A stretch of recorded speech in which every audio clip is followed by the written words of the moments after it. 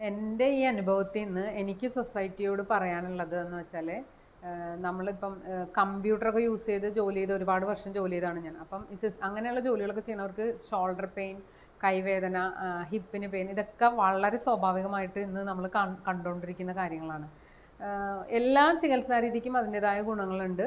നമ്മളെപ്പോഴും പെട്ടെന്ന് ഓടിപ്പോയിട്ട് നമ്മൾ ഇപ്പോഴത്തെ ന്യൂ ജനറേഷൻ ഹോസ്പിറ്റലുകളിലേക്കും അതുപോലെ ട്രീറ്റ്മെൻറ്റിലേക്കുമാണ് നമ്മളെല്ലാവരും പോകുന്നത്. അതൊന്നും മോശമല്ല, എല്ലാത്തിനും ഫലമുണ്ട്. പക്ഷേ ഞാൻ എൻ്റെ അനുഭവത്തിൽ നിന്ന് പറയുന്നത്, നമ്മൾ ഒരുപാട് ശ്രദ്ധ കൊടുക്കാണ്ട് വച്ചിരിക്കുന്ന ഇതുപോലുള്ള ട്രഡീഷണൽ ചികിത്സകൾ, അത് നമ്മുടെ അടുത്ത് തന്നെ, ഇപ്പം സിസ്റ്റർ സോണിയയുടെ ഹോസ്പിറ്റലിലെ കേസ് പറയുകയാണെങ്കിൽ വളരെ അടുത്ത് തന്നെ നമുക്ക് കൺവീനിയൻ്റ് ആയിട്ടുണ്ട്.